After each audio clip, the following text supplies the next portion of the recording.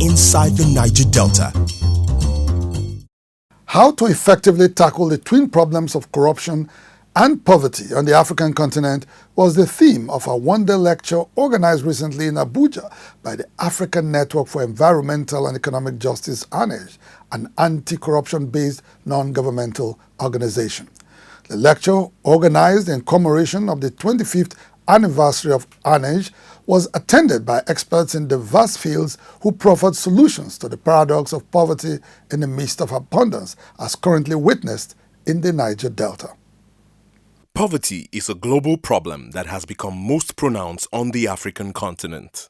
The embarrassing state of poverty in the midst of abundant natural resources in the Niger Delta and other parts of Nigeria was a source of concern for various speakers at the lecture. Some of the factors driving poverty in the country were identified as historical, poor leadership, bastardized value system, and corruption. Poverty is wicked.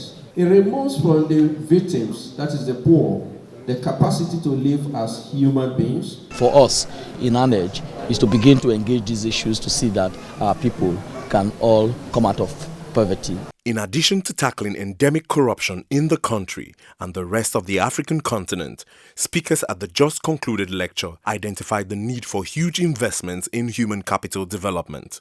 I am not saying infrastructure is not important. Infrastructure is critical, but we really need to focus on the people themselves. We must have a focused and strategic effort on how to facilitate our people to engage with the infrastructure and the services that should be available in our community. By the year 2050, it is projected that the population of Nigeria, which is currently the world's poverty capital, will hit over 400 million. It was unanimously agreed at the lecture that it would take a more focused leadership to avert a looming economic crisis in Nigeria and the entire African continent. I remember in those days, when you are a youth, you look forward to going to school, you look forward to getting a job after school. But this, unfortunately, is not the case.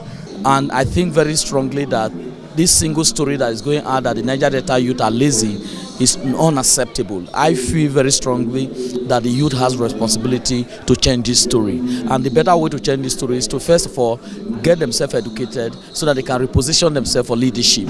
The event, organized by the African Network for Environmental and Economic Justice, is part of its contributions to the advancement of democracy and governance in the Niger Delta and across the country. Inside the Niger Delta.